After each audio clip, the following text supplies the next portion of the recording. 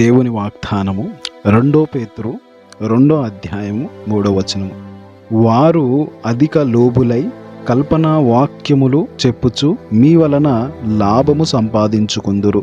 వారికి పూర్వము నుండి విధింపబడిన తీర్పు ఆలస్యము చెయ్యదు, వారి నాశనము కునికి నిద్రపోదు. కాబట్టి ప్రియమైన దేవుని ప్రజలారా, ఈ లేఖన భాగము ఎంత స్పష్టంగా మనకి హెచ్చరికగా ఉండబోతున్నది అని అంటే, మరి ఎందరో సేవకులుగా అనబడుతున్నారు, కొనసాగుతున్నారు. కనుక సంఘం యొక్క సేవకుల గురించి హెచ్చరికగా ఉండబోతున్నదో మీరు గమనించాల్సిన అవసరత ఎంతో ఉంది.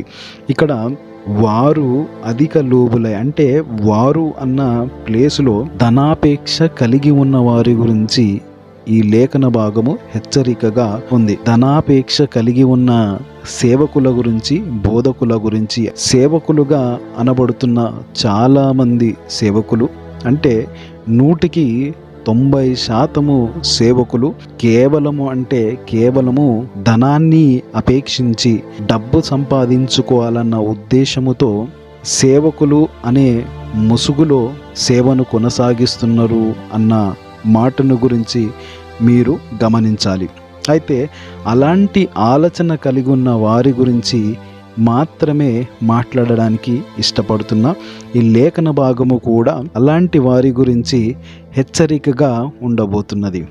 ధనాపేక్ష కలిగి ఉన్న సేవకులు అధిక లోబులై కల్పన వాక్యములు చెబుతారు అన్నట్టుగా లేఖన భాగము సెలవిస్తున్నది. వారు కేవలము కల్పన వాక్యములు చెప్పడమే కాకుండా మీ వలన లాభము సంపాదించుకొందురు అంటే సంఘము వలన లాభము సంపాదించుకోవాలన్న ఉద్దేశముతో కల్పన వాక్యములు చెప్పడానికి ఇష్టపడతారు. ఎందుకు అనంటే, మనము ఖచ్చితమైన వాక్యము బోధిస్తున్నట్లయితే ఎక్కువ మంది సంఘానికి రారు అన్న ఉద్దేశముతోనో, లేదా వారికి వాక్యము గురించి ఎక్కువ అవగాహన లేని కారణము చేతనో వారు సత్యవాక్యాన్ని పక్కన పెట్టేసి కేవలము కల్పన వాక్యములు చెప్పడానికి ఇష్టపడతారు. ఈ కల్పన వాక్యములు చెప్పడానికి ఇష్టపడేవారు ఎవరు అనంటే, అధిక ధనాపేక్ష కలిగి ఉన్నవారు, సంఘము ద్వారా డబ్బుని సంపాదించుకోవాలి అన్న ఉద్దేశము కలిగి ఉన్నవారు.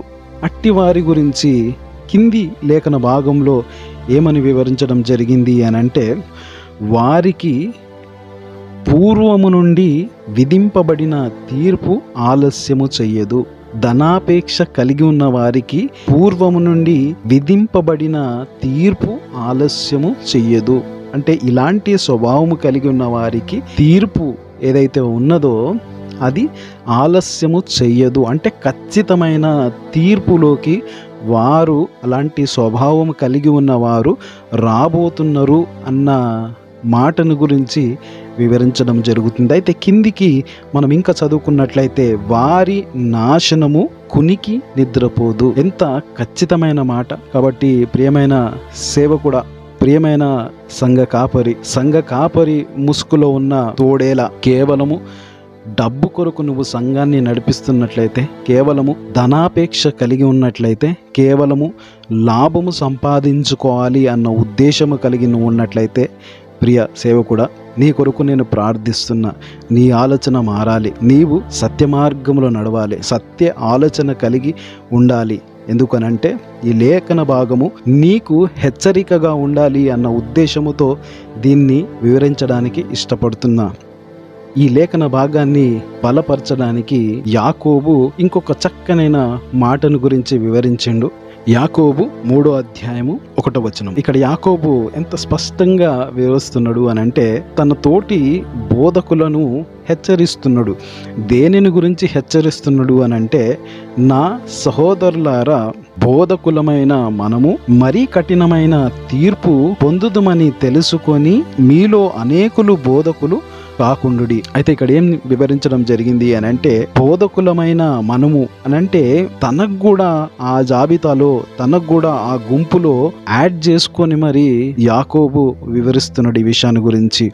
నా సహోదరులారా అంటే తన తోటి సహోదరులతో మాట్లాడడానికి ఇష్టపడుతున్నాడు. అట్లనే ఇవాళ నా తోటి సేవకుల గురించి, నా తోటి బోధకులను గురించి నేను మాట్లాడడానికి ఇష్టపడుతున్నా. నా సహోదరులారా, బోధకులమైన మనము కఠినమైన తీర్పు పొందుతాము అన్న విషయాన్ని గురించి మిమ్మల్ని అందరినీ హెచ్చరించడానికి ప్రయత్నిస్తున్నా. ఎందుకు అనంటే ఇవాళ 100% సేవకులు కేవలము ధనాన్ని ఉద్దేశించి లాభము సంపాదించుకునే ఉద్దేశము కలిగి కల్పన వాక్యములు చెబుతూ ఉన్నారు గనక మీ ఆలోచనను మార్చుకొని ఉన్నట్లయితే మనము తీర్పులోకి రాము. ఆ తీర్పు నుంచి తప్పించుకోవడానికి అవకాశం ఉంటుంది గనక జాగ్రత్త వహించి శ్రద్ధ కలిగి విని మీకు మీరు పరీక్షించుకొని మీ ఆలోచనను మార్చుకొని ముందుకు సాగాలని ఇష్టపడుతున్నా. Praise the Lord and God bless you.